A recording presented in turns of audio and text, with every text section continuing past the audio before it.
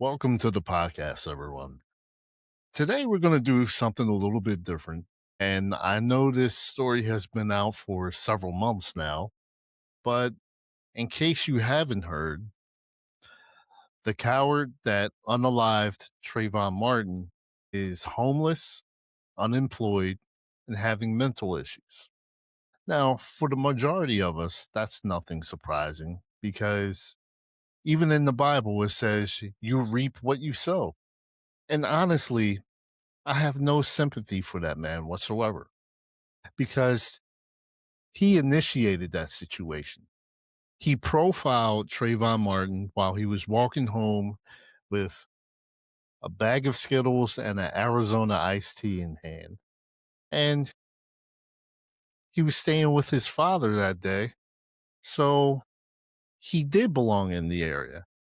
But the coward that unalived him felt as though he was suspicious and he said something derogatory about even to 911 that these a-holes always get away.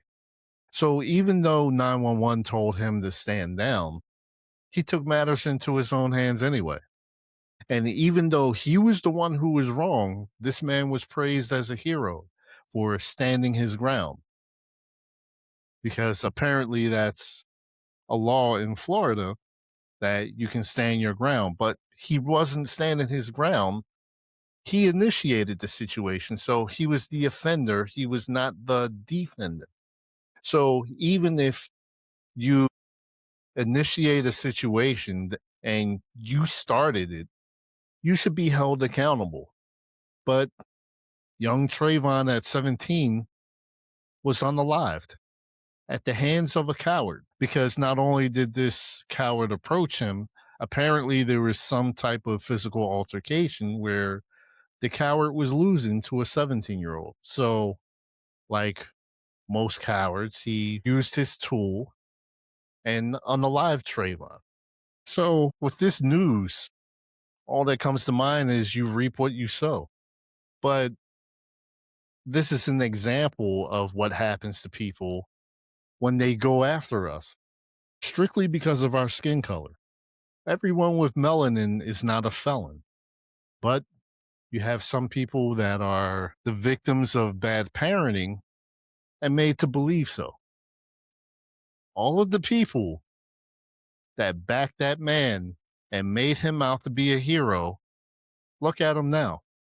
And while you guys were making him out to be a hero and he was gloating, this man, even when it was obvious, raised 200,000 on GoFundMe.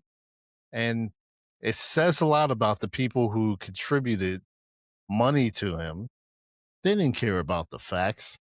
They only cared that there's one less person of our community that's no longer here. And usually what these cowards go after, the age bracket, Trayvon fit in perfectly. You see, the cowards usually go after males in our community from the ages of 15 through 38. And it's interesting with that age bracket because those are the years that most males are reproducing themselves. So this coward is now homeless. And let's not forget something else. He sold the tool that unalived Trayvon for $140,000. Just think of the lowlife that actually purchased that, knowing what it was involved in. So, members of my community, there's no sympathy for this man. He's only getting a portion of what he deserves. But the real test is when he leaves this world, because many of you believe these images that have been manipulated on what the Messiah and even what God himself looks like. And you've been lied to. So when the coward that unalived Trayvon, when he leaves this world, his problems are just beginning because everything that was said is going to be used against him because he intentionally went after a young 17-year-old who wasn't involved in anything. But it's not just him. Those in the media that pointed out whatever Trayvon was involved in before then, it had nothing to do with his unaliving. So you also prop that coward up as a hero by going after Trayvon, even though he was no longer here to defend himself. And there's a number of different things that you're going to be held accountable for. But I'm going to point out a few things that's even in the Bible that some of you, since you don't read it, I'm going to point this out to you. Revelation 6, verses 9 through 11 talks about how those who were slain are going to be at the throne of the Most High, asking him for vengeance. And at the moment, he's telling them, just wait a little bit longer because more of your brothers and sisters are going to be unalived in the same way. But the thing you should be worried about is the Most High didn't say he wasn't going to bring vengeance. There's even a scripture saying that vengeance is his. And there's a scripture that says, I will bless those that bless you and curse those who curse you. He's speaking about his true children. If many of you haven't figured out, those of us who are descendants of the transatlantic slave trade, you are the true children of God. And I know that's hard to believe because we've been indoctrinated into thinking a certain way and having certain beliefs.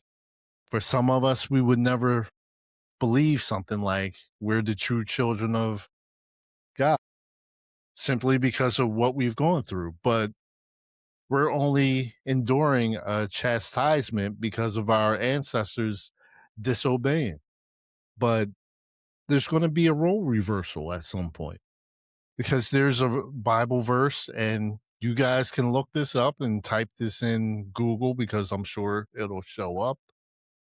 But there's scripture that says, for Esau is the end of the world, and Jacob is the beginning that comes after that. That's pointing to a role reversal. And really, our chastisement will end at some point. In my honest opinion, that's already begun. It's not something that's just going to happen out of the clear blue and immediately. It's slowly happening. Look at what's happening to those who have an issue with Black people or the Black community, what's been happening to them since 2019. And I'm not saying it's everyone of one particular group. I'm saying those who have an issue with Black people, diverse group, it's just not one demographic, it's a combination of demographics. And we see that each day. So there's a few of you who got in the comments and said something to the effect of me being racist, which is the silliest thing because I didn't know that by bringing awareness as to the double standards that we have to deal with, I didn't realize that that's considered to be racist. Just speaking about it. Not the act itself, but speaking about it. You see, ladies and gentlemen, there's people that are triggered simply from us speaking about certain things and uniting and backing each other up on different things. They don't like that. It's threatening. People know what we're capable of doing. And if you think that Black Wall Street is the only successful area that we built up on our own, you're sadly mistaken. There's numerous communities that have been like that, that have all been torn down, burned, or even flooded because there's a fear of our community doing something successful. You know, even though some of you are feeling threatened by me hosting a podcast and discussing certain topics and it's triggering you, you should be very lucky that I have no interest in politics whatsoever at this point. And it's not that I can't do it, there's too much corruption in it. Because if it didn't have the amount of corruption in it that it does, I would be running for some kind of office. And I can tell you what one of my bills would be. I would call it the Retribution Act or the Retribution Bill. And what that bill would consist of would be if you go after a person of the Black community intentionally and it's found that you unalive them because of their ethnicity, then not only will you be thrown in prison, but within a certain amount of time, not as long as being on death row is, but in a shorter amount of time, you will be unalived in the same manner that you unalive someone else. Another part of that would be the nonviolent part of it. So if you are found to be guilty of expressing bias to someone in the workplace that you supervise, your position on that job will be immediate dismissal. No ifs, ands, or buts. No, I'm not sure. No, because you're a risk factor. You're going to cost whatever job that you're at a whole lot of money. And to those in my community that have dealt with some form of racial bias in the workplace from people that supervise you, here's an option that's not disclosed to all of us. So I'm going to tell you, if you're dealing with someone who's using their racial bias and weaponizing their position against you, for one, document it. Document every single thing that they do. Keep your notes on it. Be accurate with what you write down. If you decide to go to HR, also be ready to file a complaint with the EEOC. That's a government agency. So if your job doesn't investigate it, they will.